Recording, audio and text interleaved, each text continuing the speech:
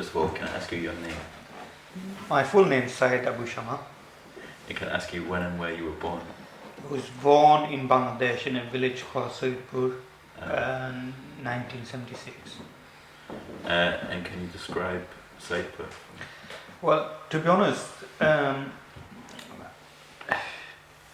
I could describe you from my visits to Syedpur when I could get been here, then travel back. But in my earlier days, in my childhood, I couldn't.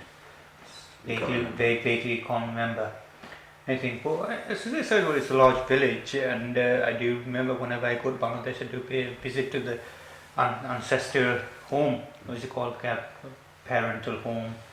My mum's parental home, my father's, so our ancestral home. It was a sort of what you call very one level stone with a roof with a tint roof.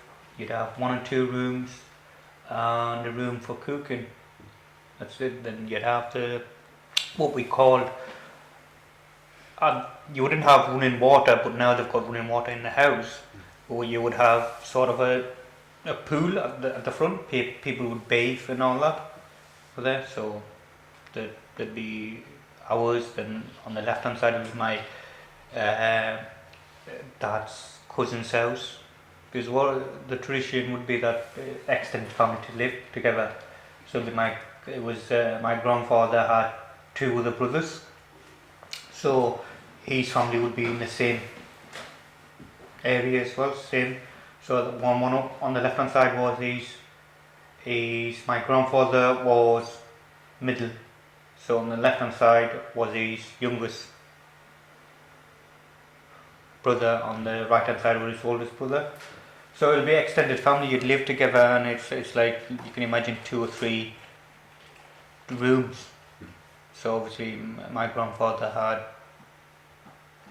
had 2 sons and 2 daughters, but obviously they married up. But the 2 sons with the extended, my father and my uncle would live in that house with the grandfather, mother.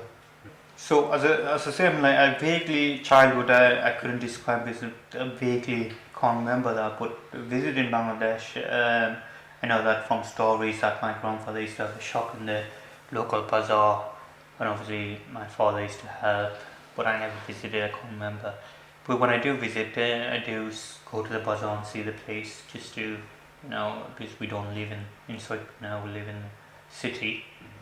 So just for a day, sort of how you go there, visit all the ancestral graves, pay your respects, and visit the house, and spend a day in my grandparents' ancestral home, So you don't remember anything from your childhood in Syedpur? Very, very vaguely. What can you remember? I can't remember. I know that, I've got certain marks on my eyes here. I remember that incident by my cousin poked me with a stick. We were playing, and they must have, over a fight or something, he poked us in the eye. So obviously it was all bleeding and whatever. I vaguely remember that. I also vaguely remember when we were kids, like we used to go fishing. It was about 4 or 5 with in villages you tend to have nets for fishing in small lakes. So I can remember doing that with my brothers and cousins. So getting the fishes and all that, and being really up to knee length with mud and all this stuff as well. I remember these 2. It was clearly visibly my childhood, but as I say, when I came to the UK, I was about 5, so don't really remember that. Did you have siblings in Bangladesh? I'm a one of 8 in our family. Right. So there's my brother, my sister who are elder than me, and younger than me. There's another 2 sisters, another 3 brothers. But 2 of my youngest sister and brother were both born in the UK. So I was 5, about 5. My older sister, younger than me, she was about 4. And my 4th brother, he was only a couple of months when we came to the UK. You don't remember your relationships with your siblings In Bangladesh? Not really, no, no, I don't. I mean, like vaguely large chunks of my life was in the UK. I remember when we came to the airport, it was really cold. You know, coming off, and it was this, place. It was spanking new place with escalators as well. I'm just like, it was like you're just staring everywhere. And just you can feel that breeze of cold as well. What did your parents do? My mother was a typical housewife in Bangladesh, but my father was here from 19 early 70s or late 60s. He worked in, as usual, a lot of our forefathers, like, on the steel factories or the chain factories in Yorkshire way. So unfortunately, when he did, because to get the visa here is, I remember once my mum telling us that like from the immigration office, you used to have because it was a British colonial, you had to have the immigration officer visiting your home to check, if this is the right people. One time he came and obviously we weren't home and all that, and I remember my mum saying, it's like, oh well, I came suddenly, we had to, you know, what to do, and next day he said, oh, you've got to go. So I remember my grandfather and mother telling me that story. But unfortunately, when the thing was, when my father came to get us, and he had actually set up a business somewhere in the northeast. So at that time, what I was, I think, when he did go back, and we did come to Heathrow, he thought he had everything arranged, but unfortunately his partner sold the business, so we had nowhere to go. And we landed in the UK, and obviously this we didn't know that, but this is when we are a bit older, we find out the whole story with mum, and mum, when I do speak to mum, she sometimes tells us. Obviously his partner sold him out when he went to get us, and obviously didn't have anywhere. But he did have a sort of extended family in Sunderland. So next thing you knew, we were just on this coach from Heathrow to Sunderland, and it was we stayed. I used to call the person grandfather, my father's not uncle, but in relation wise from their same bloodline. I used to call him uncle. He used to have a few sons and daughters as well. They used to live beside the royalty. The houses there, Times House is royalty there. We stayed there for a couple of days and all that, sleeping on the floor as well, because obviously he's got a family as well, and a few of us as well, so it was a bit difficult as well. But I think they helped my father get in touch with the council and all that, and try and get council accommodation for us, and we ended up in Pennywell, and which is that's another story as well in itself, because it was seen at that time a bit of a rough area, and when you're 5 or 6, you don't realise what's happening. Now you're grown up, you realise what racism is and what being excluded is, and everything. But when you're young, you just don't realise. But sometimes you felt like, look, we're the only sort of coloured person living in this area. When I did come to Chester Road, Millfield area, all the people there. So why aren't we here? Unfortunately, we were living there.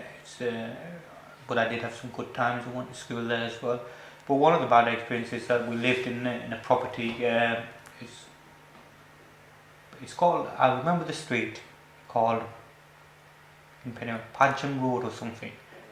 Our first house, right? And the neighbours.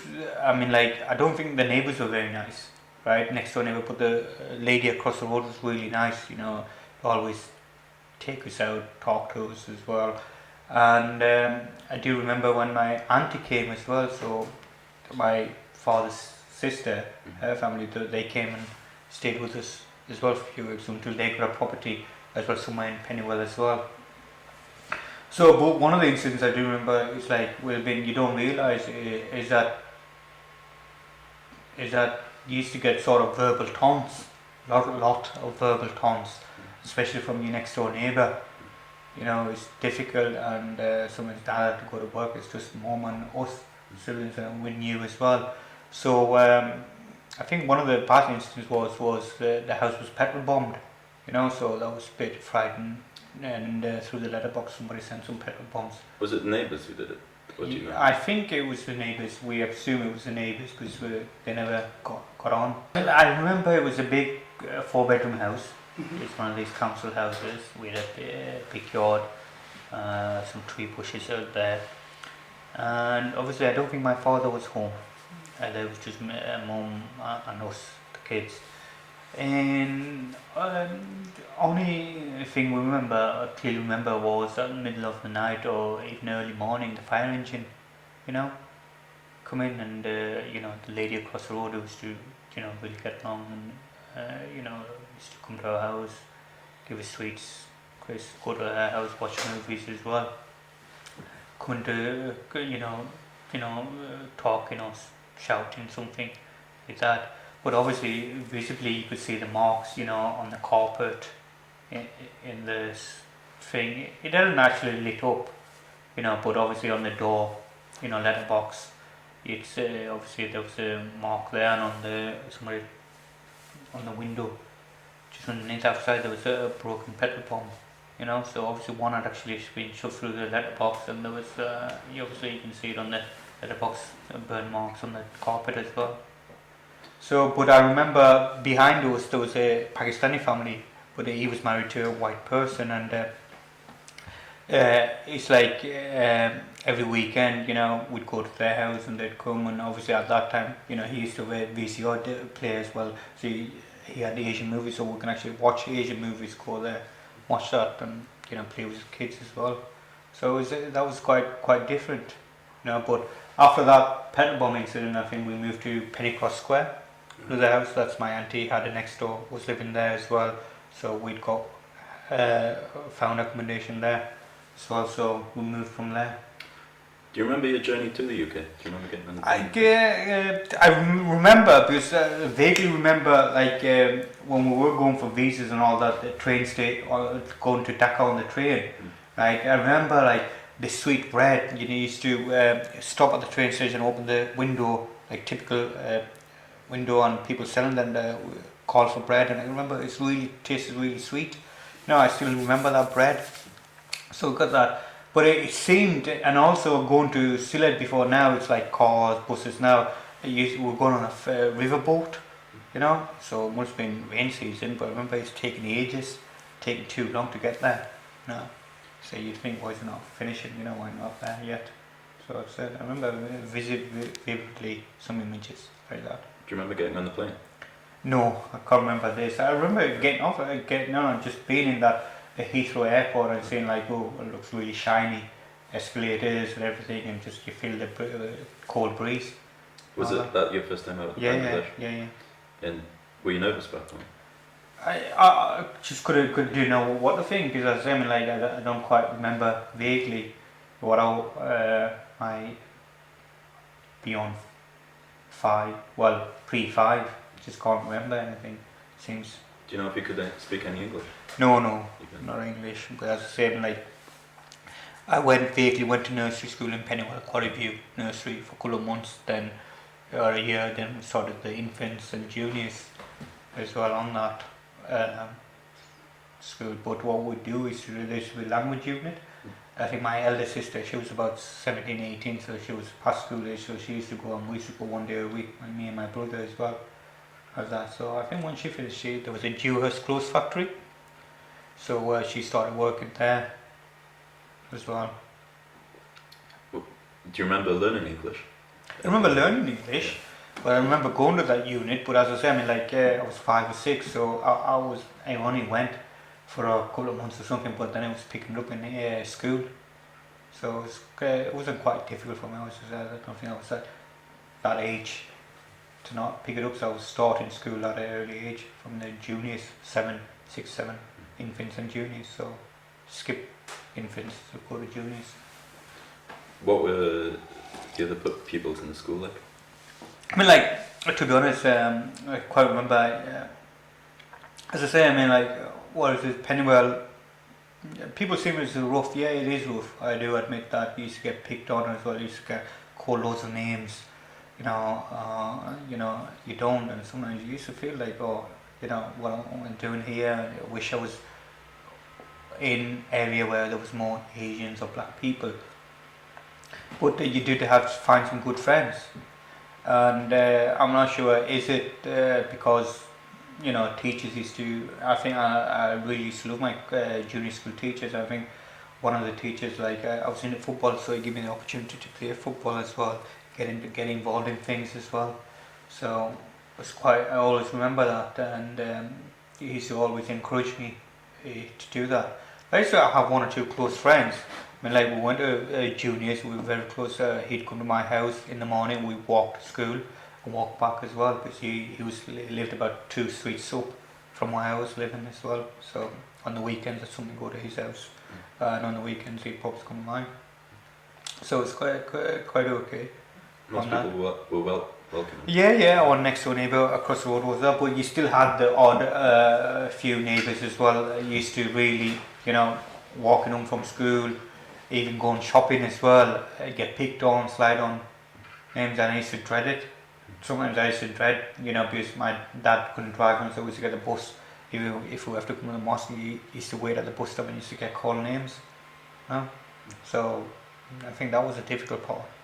But even at school, sometimes I remember one story in school. I was being picked on, and by an older child, juniors, and one of my friends. I mean, like he actually stood up for me and gave him a few clips, which is good as well. And even on the weekends, because we used to play on the same football team. But what story is that our football team was so crap we never won a game. We never even scored a goal. The juniors. And one time, one of them scored a goal, and we were all over the moon. But on the weekends, because the parents used to drive the kids, so we'd get in his dad's van in the back, and used to drive us to whatever school we were playing. So that was interesting as well. Did you enjoy school? Yeah, I really loved school, going to school and all that. I think at least that was the only time you could actually feel getting out of the house. In the evenings, it's very rare as a young person where you're going to go, unless sometimes you're reluctant to go because you get called names, you get picked on. As also school was as a way of like going there, at least be out of the house. And also you got some friends there and do certain things as well. What did you do in the evenings? And typical life was we used to go to the mosque. So finished schools when at an age where we used to finish school, come home quickly, have something to eat, change, then get the bus. We used to get the number 20 bus. Sometimes I always used to get another bus, used to go the Jolly Sailor bus. Used to from South Hilton. That used to stop outside the mosque. We used to prefer getting that, but to get that you had to walk a bit more far distance. So we used to do that. So there was another cousin who used to live in South Hilton, so we sometimes used to get on the same bus and go to the mosque. Come home about 7:30, 8, and that's it. That's your life, that's it's Monday to Friday to do that. As a child, did you notice that that your way of life was different to? You always different. You always did. You did notice that because now I think was my parents didn't speak good English. I don't think they knew the system well to operate the system, and also it's about being engaged. I don't think they were knew that as well. So in that way, the way we were growing up, we were like sort of like kept apart from mixing. In that sense, yeah. Yes, well, but when you go to school, yeah, obviously you were told every day. Obviously you're different because your skin color is different, and it's obvious you were being picked on as well. And but you don't really start to question that. But when you get older, you start to question that as well. But sometimes, you just feel like I certainly see it wasn't a good situation. Sometimes you used to have confrontations at schools or even outside, and physically abused sometimes, and which is difficult. How often would that happen? I don't think it was very well. It's like if someone's calling you and you feel like you want to defend yourself, isn't then you'd have to get into a scrap. And there was a few incidents where you did at schools, and even walking home from schools, you know, you'd get into that. And then what did you do once you left school? I mean, school life was good. Then, after school, they went to college, and I remember my brother passed his car driving, and obviously that was good. Then now we can actually, rather than get the bus, he would actually drive us and all that. That was good. But I went to college, the Beat Centre, and obviously there was a bunch of us, Asians or Bengalis. Used to get a bus to the town from the town, or even to Chester Road. From Chester Road, we used to walk together, and that's it. But after that, when we went to college, then obviously my dad, because at that time my brother was working, saved, did invested, got a business as well. So at that time, dad and mother actually, I think in 1995. Saying that, I remember in my first, because I've gone into watching football, and I think it was the Coventry and Tottenham FA Cup final. I think Coventry won 3-2, didn't they? Yeah. Yeah, they won. I watched that, and it was like then at that time it was Liverpool, wasn't it? The glory team, the 80s. So that's how my passion for Liverpool grew. And then I clearly remember the 86 World Cup as well, because my father was into football, so we would watch that together as well. But moving on, I scale on from that, and I think towards 94, 95, I think it was that my brother was working by that time, and I was actually going to college. Dad had saved some money as well, so invested in buying a sort of a takeaway. So that was running. What I used to do, I used to go to college and obviously help out. After college, I would go work as well. So go to college 9, finish at 5, go to the takeaway and work, because it wasn't running that first. This sort of business, it wasn't running that well. So I'd go work as well with my brother and do a 7-day shift as well over there. Then back to college as well. On that, but then.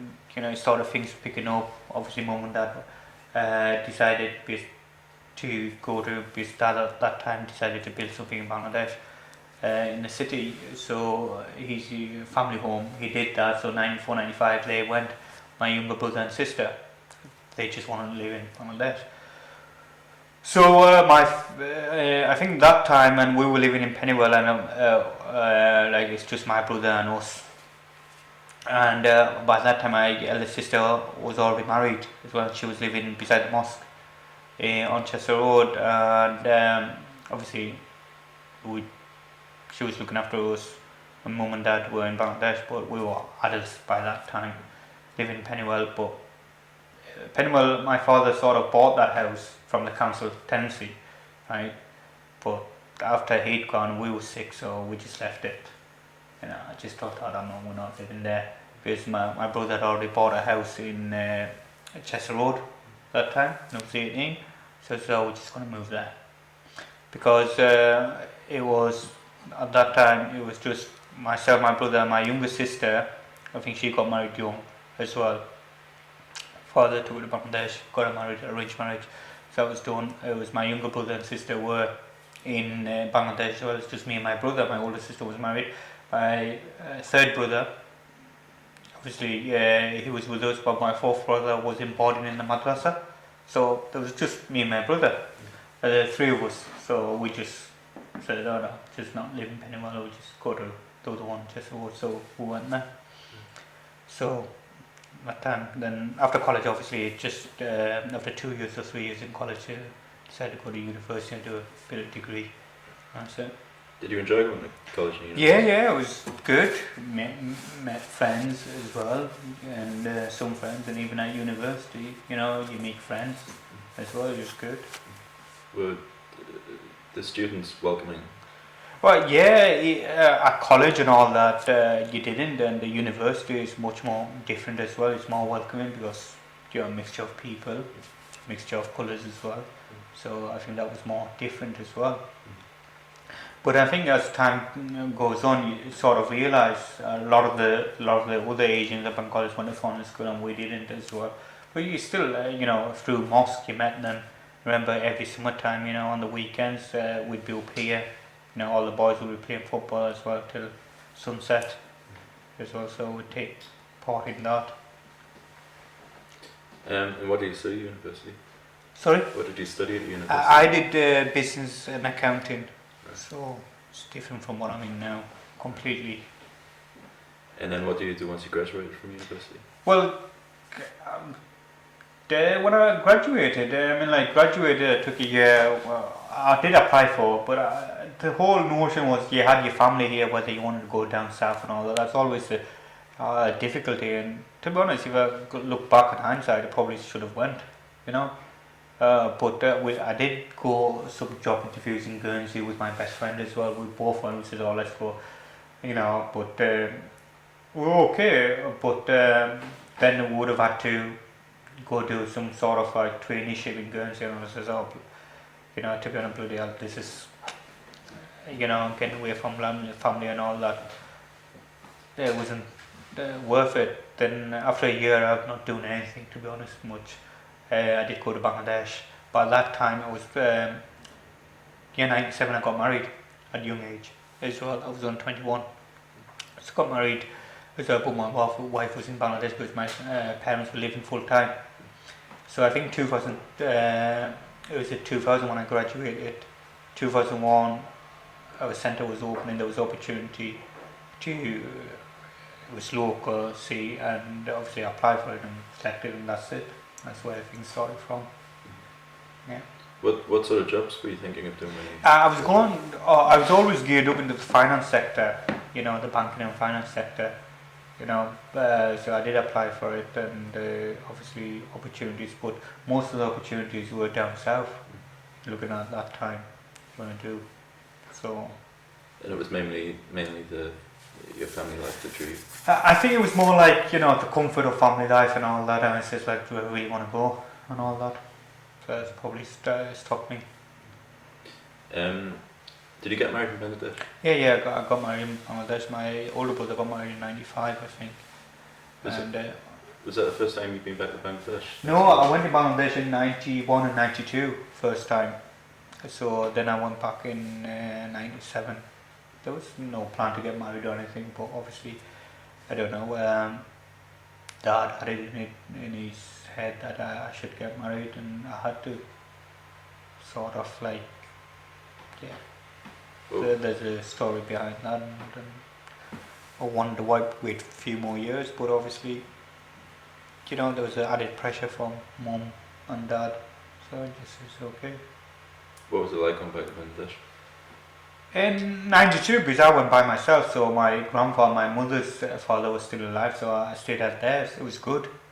I really enjoyed it, to be honest. I stayed with my uncle in the city for a few days. I went with my grandparents, my mother's side.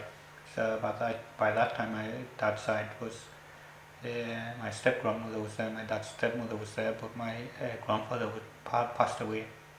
My mum's father was still alive, and her stepsisters and stepbrothers were there, so it was good. Stayed with them. What did you do there? Well, I was there for 2 or 3 weeks. Didn't do much. Just stayed. Sometimes it was a bit boring. It's like nobody's there to hang about with. Yeah, my uncle was there. My father's cousin, called him uncle. He was about my age as well, so it was good. But he'd go to his school and all that as well. So all day you didn't know what to do. Sometimes it was a bit boring, but when you had some company, if you did go to the city and all that, that was better. I think I was about 17 or 18. And then you got married in 97? Yeah. Can you tell me about your wedding? Well, as I say, the whole intention, if I knew I was going to Bangladesh to get married, I probably would have had second thoughts, The thoughts was, I went, and obviously I knew the wedding was, the girl was arranged was to be my wife. But the whole intention was I really didn't want to get married at that time. I'd rather wait another 2 years, do that. But due to family pressure, due to not family pressure, dad's pressure and mum's pressure, I did, and I just said, "Oh look, I'm not really too bothered about a lavish or whatever. I'll just get it over and done with, you know." So that's it then. Yeah. So what was your wedding like? What did like? Well, there wasn't many friends. Tell you, there was one close friend I used to get on with. He was living in Bangladesh, so it was fine. But all my close friends were here in the UK. Even my brothers and sisters were here. Because I had my younger brother and sister there, but mum and dad were there. But I remember all getting there, putting this traditional gear on, doing the house up, doing the car up, and all that. But to be honest, my dad was saying to me, "Oh, like do it up a bit." I says, "I'm not really too keen to myself. I'll just be, what I am. I'm not really too fussed to get dressed up, so I was just telling him, and mum would tell me, why not? And I says, I'm not really too keen to get dressed up, I just want to get this over and done with and out of the way, You want me to get married? I'll get married. That's it. But then I suppose I did say to my wife, in terms of like saying, have sort of like take her abroad to live with me and all that. I'm not going to do that until I've completed my studies and all that. Parents are happy, So every summer I'd probably go back. Dad would send the ticket fare for me to come back to Bangladesh and just spend time. So did your wife move back to Sunderland with you once you come? Not straight away. That's what I'm saying. That it was in 2002 she came. Right. So 5 years later. Right. Did you see her much in between? Well, in between that's every summer I would go. Every summer. So 97, I won 98, 99, right. 2000. So in between the summer holidays would go. And then did you have children? My first child was born in 2000. I wasn't there. Right. So yeah, I went in 2001 to see her. So my daughter. Your first child was born in Bangladesh? Yeah, she was born in Bangladesh. 2000. And then did your mother came with your first children in 2002? My wife. Yep, your wife came with. Yeah. So obviously the process is that I'd apply for the visas, didn't I? So they came in 2002. And what was it like having your children in Sunderland? Oh, it was fine. I mean, like the daughter. I mean, like I think the biggest. I think 2000, like she used to be everywhere with my father. Because she'd spend, and I think she was a bit of a sort of what you say, a very chatty girl at young age. She could speak from one, so she was very, very chatty with anyone. So that stood out. So when I went 2000, and just after she was born, 2001, I went. She was one. She was already chatty as well by that time. But Dad used to take her out everywhere. But in 2002, I suppose it was difficult because they came, and also Dad and Mum came because Dad was ill, and unfortunately Dad passed away in 2002. So that was a bit difficult for us. So when they came over, he was already in hospital. So that period wasn't really too clever, for the family. What's it been like raising? You've had more children. Yeah. I've had, as I said, I've got another 3 daughters and a son. Right. Has it been easy raising children in Sunderland, do you think?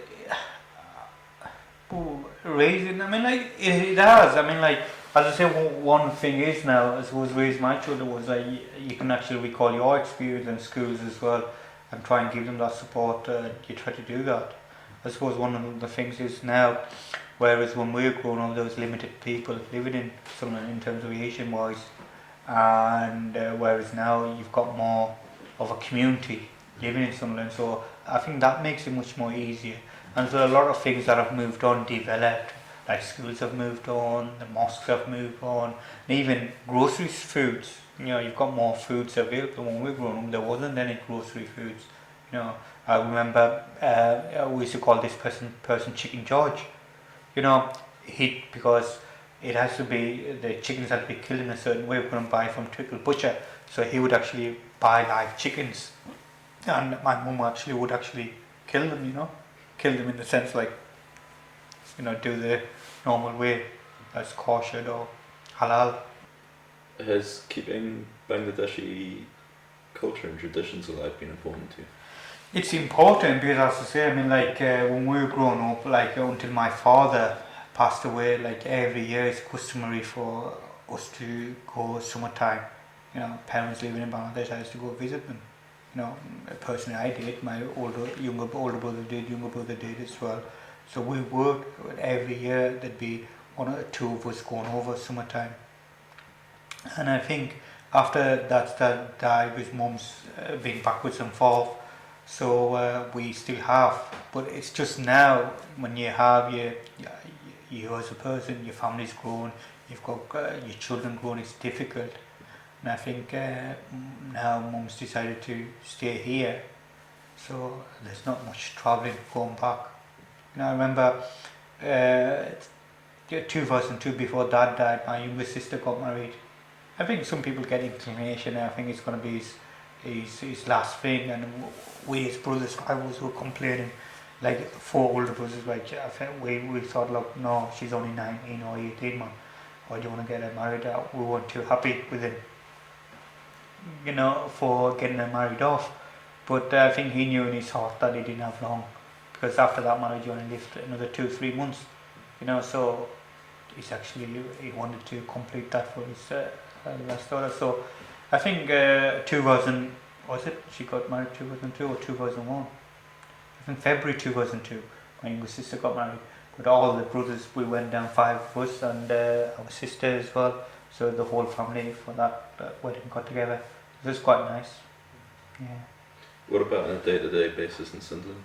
Do you keep Bangladeshi traditions in place? Yeah, it's very much because I suppose very much because to be honest, typically my house, I would say very typical Bangladeshi house. There's Bangladeshi cooking and all that, but once, I think, especially once a day, once in there'll be Bangladeshi food cooking, and obviously they do have the Arabic classes and all that. That's going on. And try to keep us as a family, extended family, with brothers and sisters in touch. What do you think the Bangladeshi community has contributed to Sunderland? I think in terms of contributed, I think because I've been working in a community setting, and I think when you go back from my experience growing up, and also I think there's a lot more to be contributed. What contribution is that as a community, it's being brought on sort of more diversity of change in terms of at least the visibility. I would say a lot of the people down south or anywhere else in the UK associate Sunderland to be a typical, English white city. Whereas I think, I know the Beaming community is not big enough, but it's slowly changing, and I think it's had an influence, and I think give it 5-10 years time, there'll be a lot more changes because of the second generation children now. Their children have grown up, and this will have a much more influx. There's much more integration in that, because a lot of the kids who are going to college and universities now are mixing much more widely with wider communities, and I think that is good as well. But only when numbers start to grow and you see visibility as well, that's a contribution. And the contribution is that you have a community centre and all that, and a lot of the people are starting to contribute in society wise, or being involved in things, of being involved in other organisations and places of work and professionally. I think that's it, and that will probably just grow because the community is growing as well. What are your hopes for the future? And I think hope for the future is that, and I think we need to get a situation where I think there's a lot more of understanding that needs to be done, a lot more of integration that needs to be done. And I think, as I said earlier, okay, it's about two-way process, about community. We as a community, especially the Bangladeshi community, which needs to be much more open in terms of going out, engaging and being involved. And I think that needs to be done, and only that can be done when a lot of these young people are being involved in settings where things have been decided and things have been said about them. So that needs to be done much more, and I think that will happen slowly as well. How do you think things could be? How do you think things could be done practically to improve things? Practically, you do have. I think it's difficult. Practically, it's difficult because of internationally what's happening. Because in terms of scapegoating certain communities and certain religions, and internationally the political situation that happens, and a lot of the young people are not stupid and daft. Because of social media, social apps and all that, they have the knowledge and understanding, and that makes it much more frustrating. But then again, it's about how do you challenge that, and I'm not sure what can be done practically. Practically, yes, you have organisations such as ourselves, which I work for, Bangladeshi Centre. But then again, with all these funding strains and cutbacks, how do you sustain organisations like that and similar volunteer organisations, like youth organisation for YAV and all that, which I've been part of, and some young people are part of now as well, is to do activities that actually, it might be social activities, but also on the wider space, builds this individual up. But that's a real challenge now in terms of cutbacks and all that. How do we actually sustain organisations that actually play a pivotal role in core community work? Right.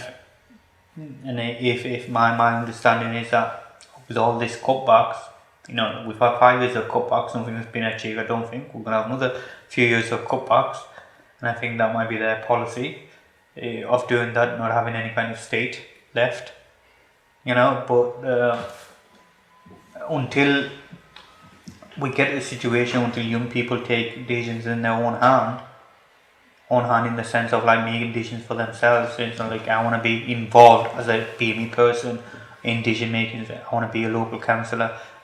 My ambition would be, I want to see young people be involved in local council settings. Be the chief exec, be the officers as well. I can be me person, but in order to do that, I think there needs to be opportunities created, by people who are actually sitting on them now. And I know that we at this organisation are looking at creating these opportunities, but we need some kind of support to create these opportunities. It doesn't work just by ourselves.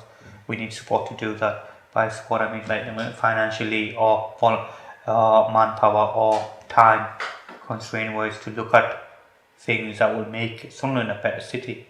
You can only get a better city if you start including people, and if visibly you start seeing, being people in positions of interest or positions of decision making, that can only benefit everyone.